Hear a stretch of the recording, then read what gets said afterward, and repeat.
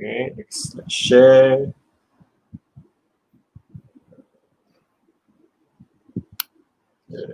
Hi guys, good evening. So we are live now. We're gonna share the screens to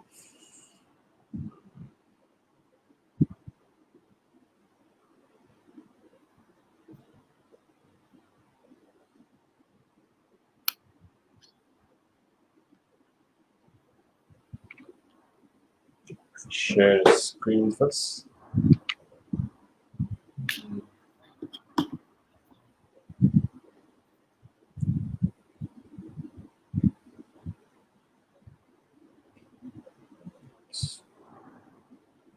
Okay, watch party. Done.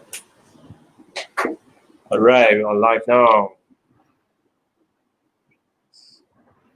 Share the screen first. Down.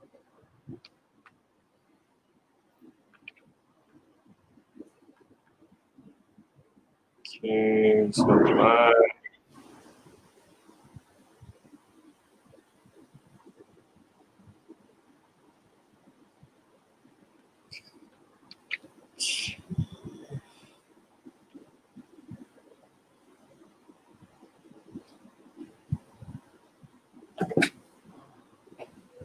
So how do I know if like people are in already? Okay, you cannot see the people. Can you see on the top? There's an eye there on your top left. No, okay. Then only I can see. I think I'm the admin.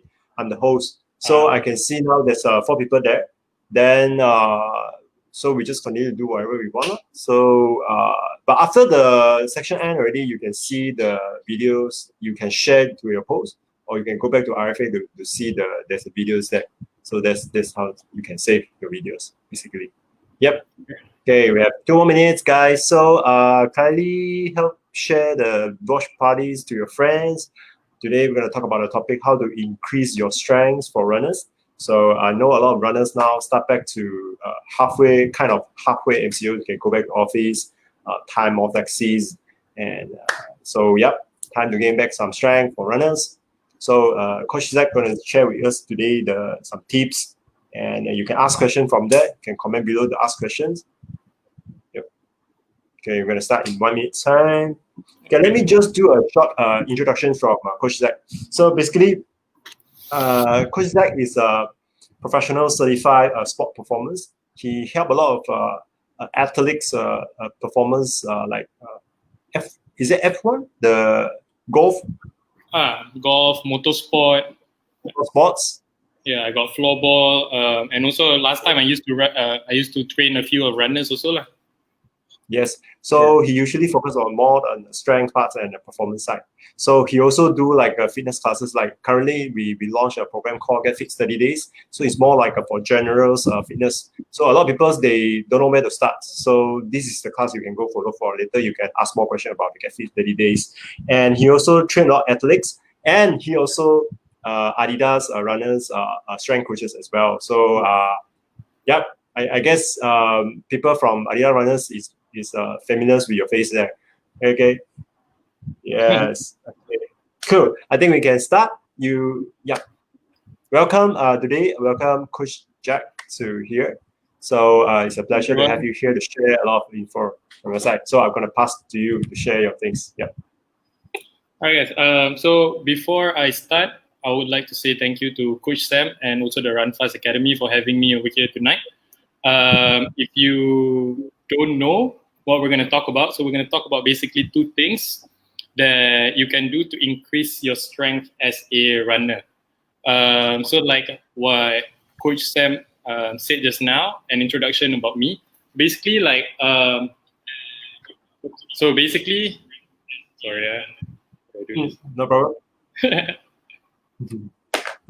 It's okay. We are very casual. This is a casual talk. Oh, okay. No problem. So I'm starting the watch party on my phone. Okay. Yeah. Okay, so, guys, this is the first time Coach Zach go online Facebook Live. You know, first time give you already. Okay, so you guys gonna ask more questions. Okay. Yeah. So like what Coach Sam said just now, like the introduction about me. So basically, like my background is I do strength conditioning, where basically I try to train people who have sports performance goal. Sports performance is very simple. Basically, if you look at it, you are basically only doing two things. So you want to increase their performance and you want to reduce their risk of getting injuries. So for this talk or this discussion for tonight, we're going to talk about the strength training for runners lah.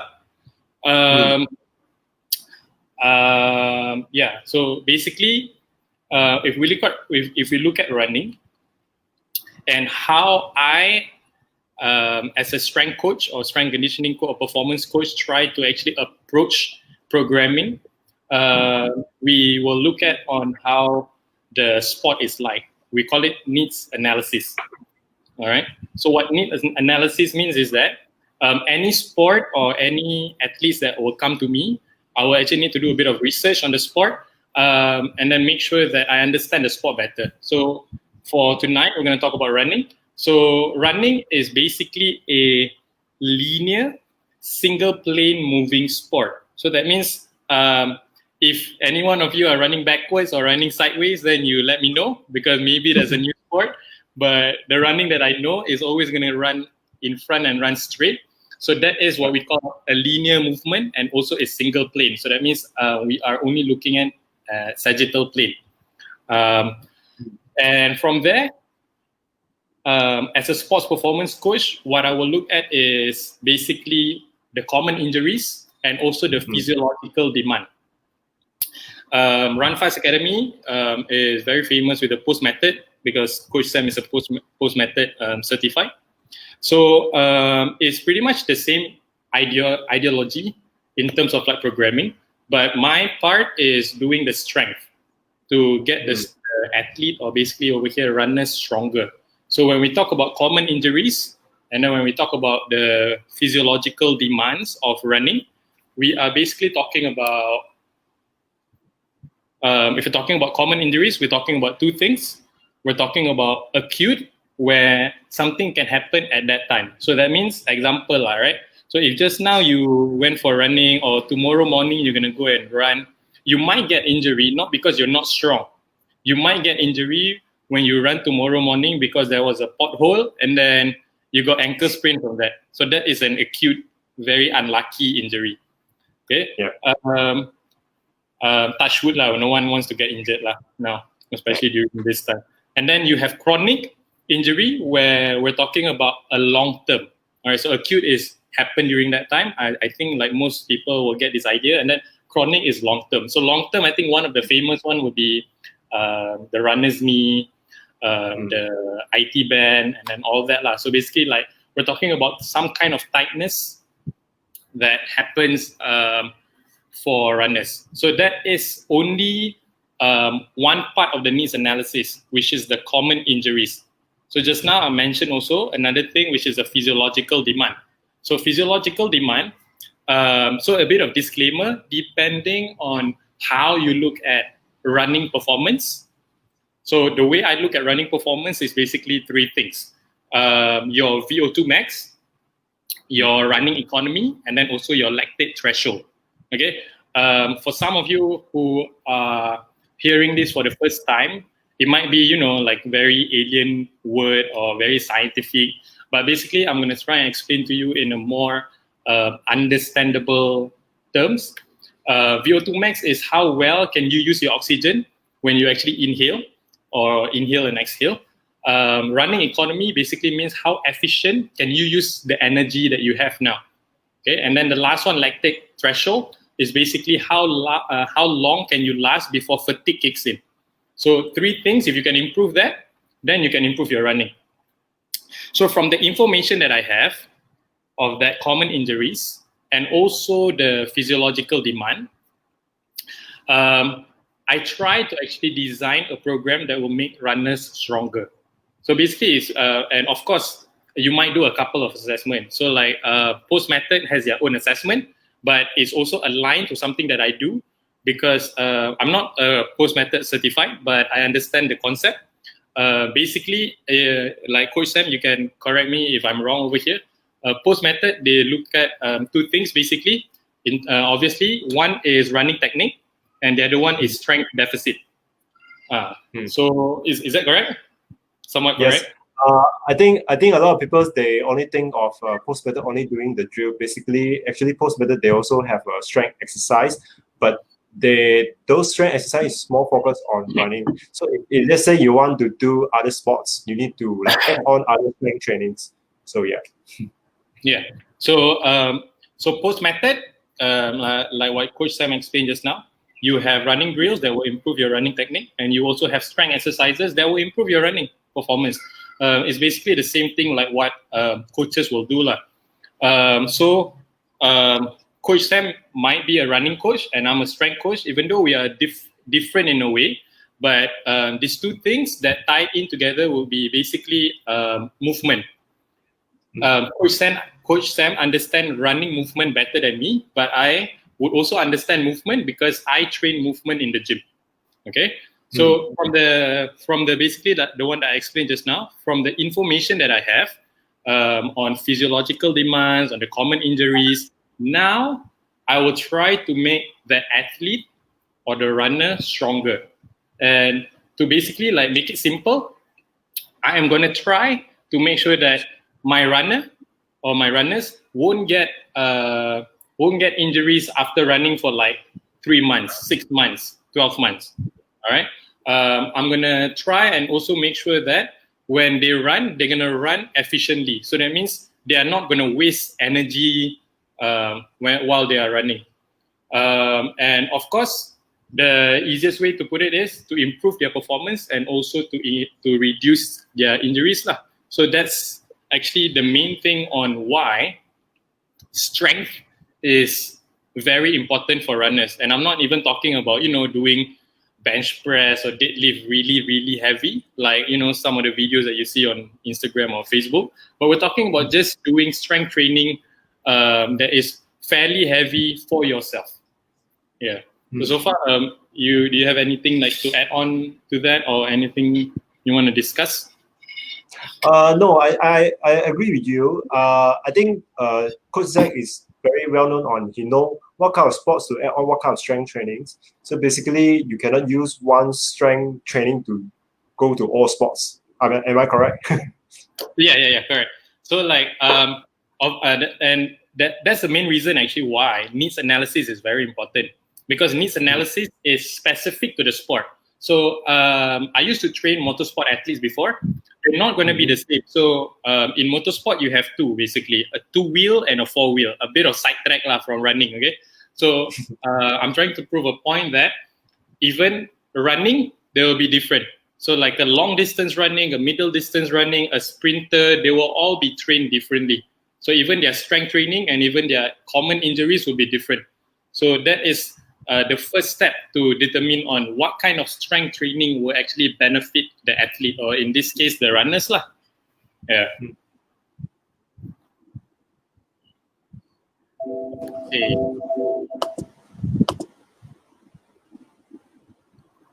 Yeah. So should we proceed to like what kind of like exercises they should do and all, or like you want to take? You can. Yeah. Question, guys. You can ask question if you have any questions from here. So we will proceed. Then if you see question, then I will click and post for you lah. Yeah. Okay lah. Okay. Yeah. So I mean, just now is basically like the process and basically my process and my approach in terms of like training runners or training endurance athlete lah. Now we go to on like how do I program. So without going into like too detail on all the stuff in terms of programming. So the oversimplification of like my program will be, I want to make sure that if I have a runner with me, so basically like if you are a runner and you come and find me to train you for a running event, like Stan Jatt or Bali Marathon that just got cancelled or something like that. So I will basically make sure that you have phases of training depending on the time that you have. But 2 exercises that I will always put in will be a multi-planner heavy strength training. All right. So what multi-planar means, in a very, again, oversimplification of the word would be movement in different direction. All right. Movement in different direction means exercises lah, or the movement itself. All right. And then the second exercise or second type of exercise that I will put in is some kind of plyometric. Plyometric, most runners might have heard this, but again, I'm going to try and explain in a very simple term. So plyometric would mean that you are trying to be more explosive using like some type of jump training, all right, for lower body, and some type of like throwing exercises for upper body. All right, so yeah. So now we go into basically like stuff that I used to get asked before. Like, so if I say that these two exercises right now is the most important thing for strength, is the most important thing to actually increase strength for runners, then what happened to like core? What happened to like, what happened to glute training and all? Yeah. So if you understand a bit of movement and understand a bit of the biomechanics and also like the physiology of running and all, you understand that core is very important and it will be inside the program. But doing core alone won't actually improve your performance. It's gonna complement your performance, but it's not gonna actually really improve. So you need a whole holistic program or a complete program to actually make your performance better. And the second one that I mentioned just now, glutes.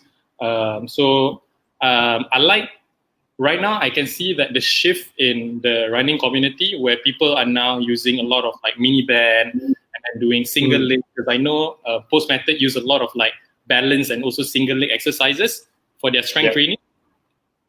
Again, because running is actually a single leg movement lah, put it that way. So you don't run like a bunny where you hop with two legs. You will run one leg at a time. So doing single leg exercise will help, but this is where the misconception happens also, because people see. So in Post Method, you call it the figure four, right? Yeah, the figure four. The figure four. So for those who are trying to like understand what is a figure four, I'm going to try to explain, Coach Sam. So maybe you can add on after this. So figure four is, the from the side is basically when you actually pull your heel up and then you see your knee a bit in front while you have one leg or one foot on the ground. So that is that figure four position. So basically people, or I think like in the Post Method, they call it the picture, like the Instagram picture kind of position where you see like the runner will be in that heel pull up and then knee in front. So that's a figure four position. So because people see that running is in that position, a lot of misconception happens is when athletes, they want to also mimic the same movement in strength training. So again, like I said, because running is a single plane movement where you run linear in a sagittal plane, you want to actually train in other plane of motion as well. So what that means, like I said just now, multi-planar, you train in different direction. So you want to make sure that you have a bit of rotation going on. You want to make sure that you have a bit of side-to-side movement as well, like a side lunges, like a curtsy lunge, those kind of stuff. And and also, of course, you want to also add on a bit of like anti-rotational work in terms of like the core. So now we move on to a bit of like plyometrics lah. So plyometrics is, like I said just now, is basically training to actually increase your explosiveness. Plyometrics is a very specific training. People might understand it by doing some jumps, doing some throwing exercises. In a bit more scientific explanation would be you need to make sure that when you are doing plyometric, you are always doing it with 100% intent or intention. So that means even if you're doing a jump, like a squat jump that, you know, we all see like now people are doing squat jump, you want to make sure that your squat jump is 100% effort or 100% intensity, intention, sorry, not intensity. So 100% intention.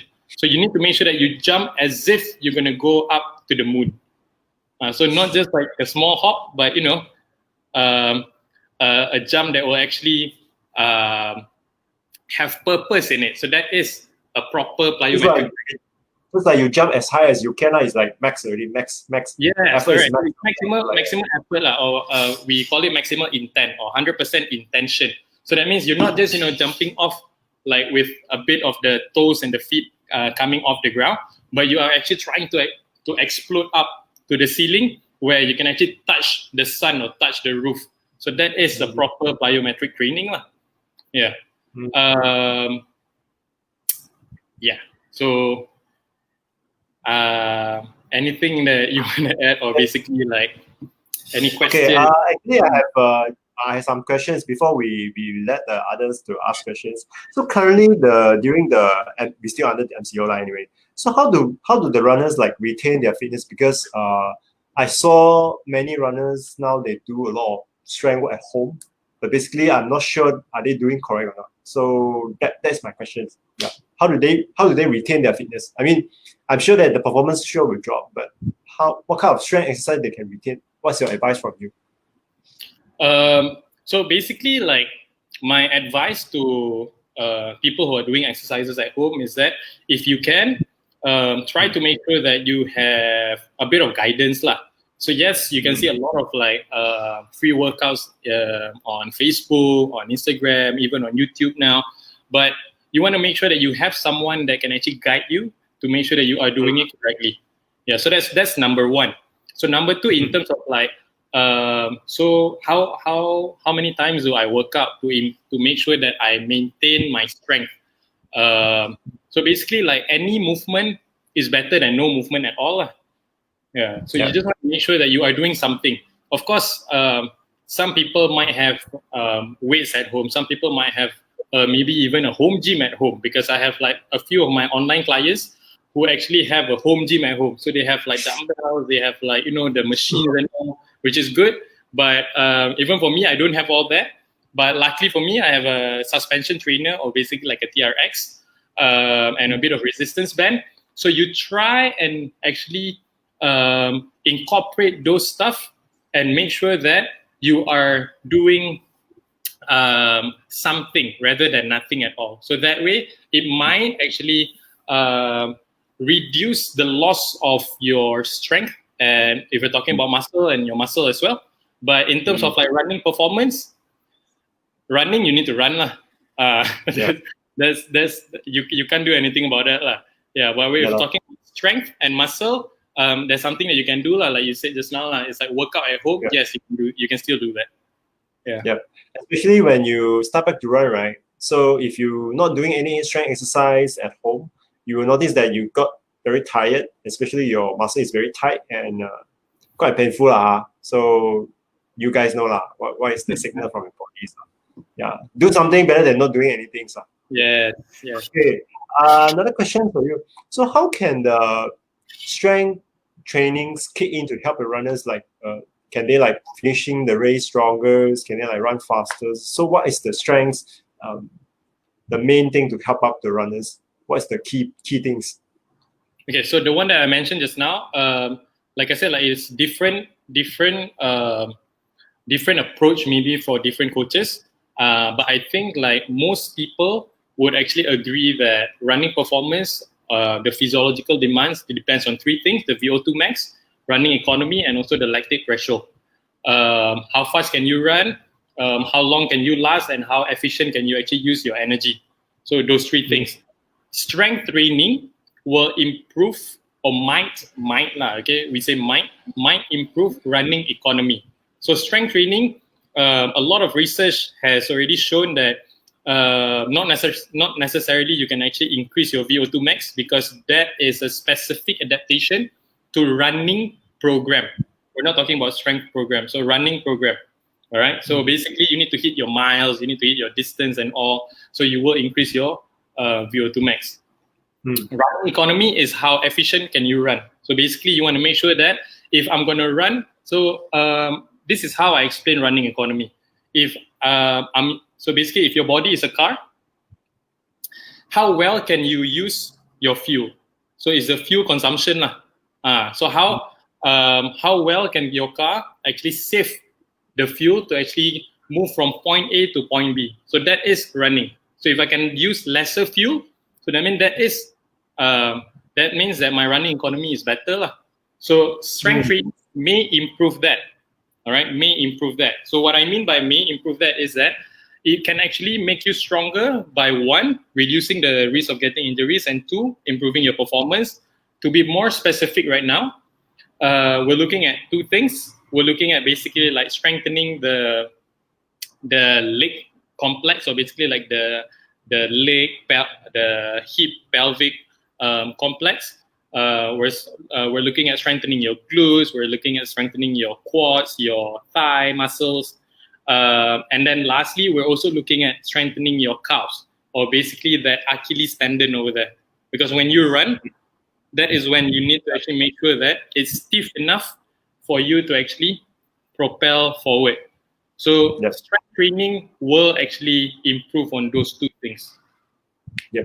So just to add on for the Achilles tendon side, right? So in post-method terms, they call elasticity, just like correct. Just like this is your Achilles tendons. So if you don't train it, it becomes very tight. So if you train it, it becomes very flexy. It's like they're like a spring. Okay, so that is the strength training coming to help as well. Yeah. Okay, we have some question here. Fazli asked, is it true 1 week period event we cannot do any strength training exercise? What do you think? Okay, you want to go first, or you want me to answer this one first? Oh no, you the answer, of course. Strength exercise. Okay. Yeah. So like people have this misconception as well. So it's actually very, very common. Even like even with my athletes that I was training before the MCO, they might actually not see me if they are racing or they are playing a game on the weekend. So during that week that is leading to their game or their run or their race, they won't see me, because just like what Fazli said, they might be scared that strength training will actually affect their performance during the weekend. But again, like I said, that is a misconception, because you can actually still do something 1 week prior to your race or your game or your sporting event. Is actually very, very doable, as long as you know the intensity and the volume, and you also understand that fatigue doesn't affect the performance during the weekend that you're gonna run. Yeah. Yeah, just something to add on. Just make sure that when you do the strength exercise, the next morning you still can do other like recovery exercise. Not until like jelly leg. Just totally walk like a jelly, then you're overdue already. Just need to take on that side. Just don't overdo during the 2 weeks before the race event. Yeah. Okay, we have another questions from Crystals. Is it useful wearing a sandbags for both ankle when training time? So I think Crystal trying to say, is it running? Yeah, very running. Yeah, I mean, I understand this part as well, because there is a term in strength conditioning for this one, which I actually don't really remember right now. But basically, is also similar to this concept where you know, some of the sprinters, they will actually tie something around their waist and they will run with the bag behind them. Like a parachute, right? Yes, like a parachute, like a like resistance, like that, yeah. Yes, correct, like a resistance. So the idea behind that is you will actually get a bit of like neural activation when you do that, and then when you take it off, you actually run faster. There is some truth in that, but you want to make sure that you know where and when you're doing it, so that you are actually not going to injure yourself lah. So is it useful wearing sandbags on both ankles when training time? there are specific phase and specific time where you might want to do that, but most of the time, you are actually going to try and make sure that you work on the bigger picture, which is the multi-planar strength training, and also add a bit more on the plyometrics. Yeah. So just to add on is I do use sandbag at home to do my leg pulling because I'm training my hamstrings, just to stimulate the neural systems. So when I run the time, I will feel lighter, and the feeling will be much more better, the perceptions. So there's other tools you can use is like you can go, I think Taobao, Lazada, you can order those like we call resistant band. There's the two grip tie, it's like a socks tied in your angles, upper angles there. Then when you run, you feel like pulling you at the back. But you need to immediately go back into the running pose. So that will also stimulate your neural systems to run better. Means your active, I would say, react very fast. Yeah, those are the two tools you can use for the leg exercise. I would say. Yeah, but I never use sandbags to run. It's because I think it's too dangerous for me because I just worry the skin go off. That's all. So for me lah. I'm not sure if Crystal okay or not. If he okay, then you can try lah. So yeah. It's still a good things to use. But make sure you don't get those like cheap sandbag because those will injure your skin and there will be the infections. So I'm just worried about that. So you can wear the socks, longer socks to prevent it. Yeah, like the compression socks. That one. Yeah, 1.5 kg, one angle, okay. I think should be okay lah, no issue lah. But I noticed that in China, the Shaolin temples, though usually there's the monks usually they use those to train. They call fast feet lah.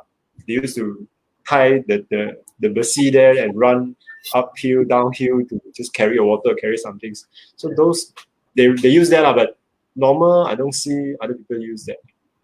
To run often. Southern, but no harm to try. Yeah. Like just to add on to Coach Sam also just now.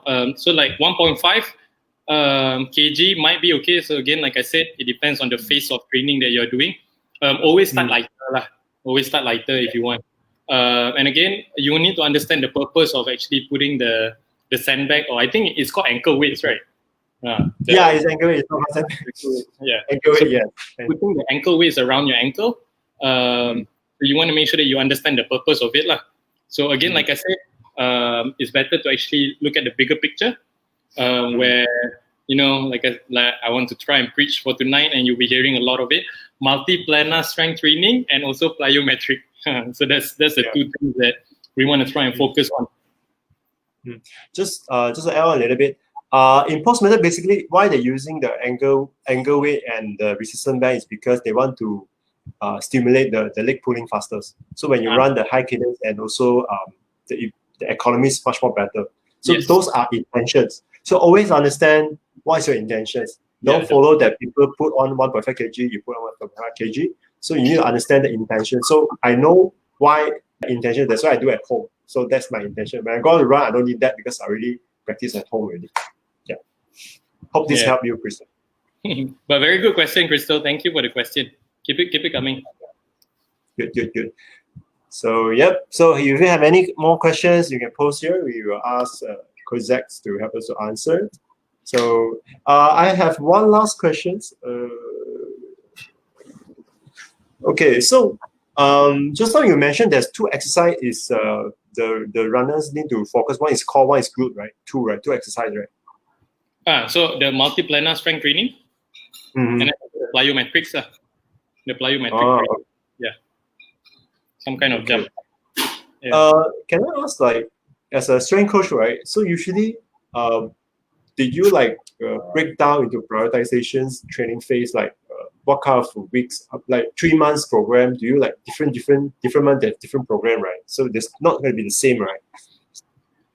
Yes, that's it's a very good question just now. So basically, like the program, it depends on So I'm gonna give like the answer basically like two answers. So one depends on when the athlete or the client comes in to see me. So if they only have weeks to train, and then like Sorry. kanchong to train, because in 4 weeks time they're gonna run Stand Chart or Bali Marathon or whatever. It's very hard to train them lah. So we can do something, but for 4 weeks is very rare to see result lah. The best timing to see result, even based on research, will be 8 to 12 weeks. Yeah, so basically we're looking about 2 to 3 months. So 8 to 12 weeks to be done 2 to 3 times a week. Yeah, so that 8 to 12 weeks, right, is basically either 2 phase or 3 phase, or let's put it, or levels lah, or stages. Yeah, so you either have 2 stages of training or 3 stages of training. So it depends on the assessment that you do. It depends on the level of the athlete that comes in lah. So from there, yes, you will have different type of training. So when I say like, you need to do plyometric can actually only be during the last part of the phase. So closer to the what we call competition, or the running event lah. Yeah, so we're not gonna start. So if let's say someone comes in to me, so I'm not gonna start straight away and ask them to jump. So I'm gonna make sure that you build some kind of like foundation, some kind of like basic strength. Then only they're gonna move on to basically doing harder stuff and more complicated stuff like the plyometric. So you won't actually really start from the beginning lah. Okay, understand. So again, it's need preparations. It's not like you come like 2 weeks, you ask Coach Jack to do some magic. There's no magic, there's no shortcut, sorry. So again, you need to prepare. For marathon, I always tell people if you have 4 months, 16 weeks will be much more better.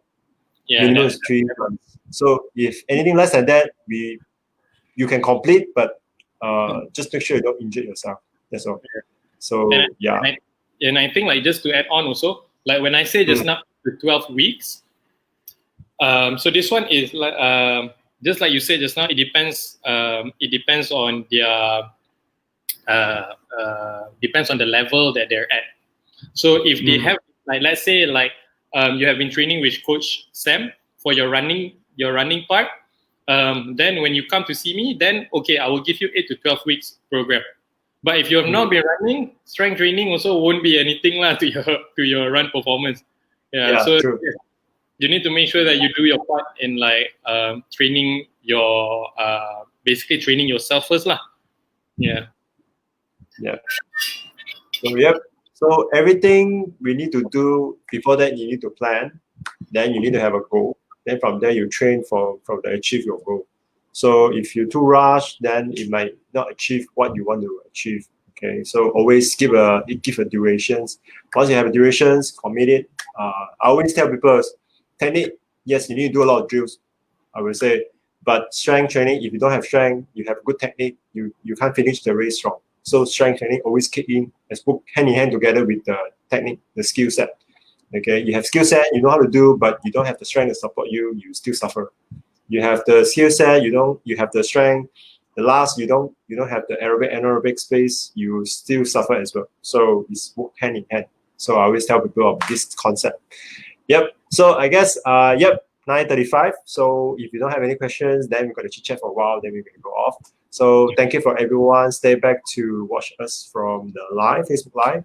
So we will have tomorrow. We have another topic talk about during the EMCO. Okay, so we have Su Wai Ching to talk about how do he maintain his fitness during the ECMO. Okay, so yep. So guys, feel free to ask questions. If no, we're gonna say goodnight to you guys. We're gonna rest early. Okay. So I understand that Pasama is a bit tired also, right? Yeah, normal. So how you do your strength workout? Usually, is it morning or is it nighttime for Puasa months? So like for me, I always tell people lah. So again, like different coaches will have different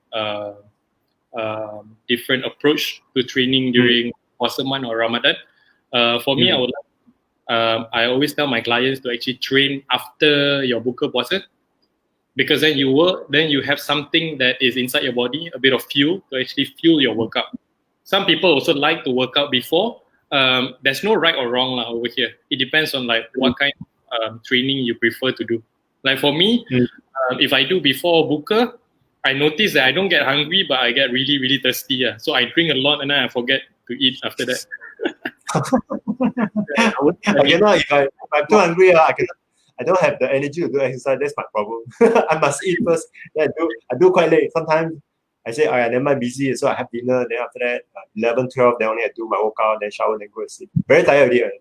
Yeah. So I think, yeah, but I prefer, if there's no puasa month, let's say for example, I prefer people to go to do the exercise in the morning, so that afternoon they don't need to rush for they still need to think, hey, what kind of set need to do? These kind of things, you know. I agree. And after lunchtime, right, you get tired and your energy burn out, you have stress already, then it's like a lot, too complicated. So when you go and do exercise, you're not so focused, to be honest. But morning workout is another challenge for you. It's really a mental challenge. You need to fight for, not yourself, you know, fight for the bed, you know. But it's very funny, you know, 70% of my clients, they actually train with me in the morning. So like 7 a.m. lah, 7:30 lah, 8 o'clock lah. I have like really, most of my clients are early morning clients. Good, you can take a nap after lunchtime, right? Yeah.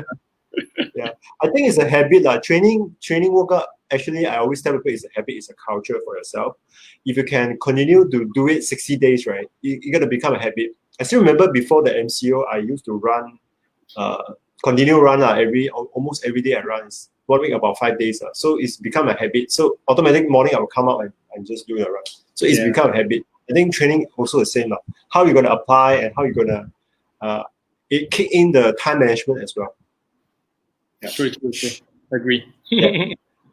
Okay. Well, Crystal trained at 5:30 to 6 a.m. That's good. That's good. That's really good. Yeah, that's very determined. I know a lot of Muslim friends when they have puasa, right? For runners, they really train very early one. I remember. Oh yeah. I think they train about. What time you guys woke up for morning time usually?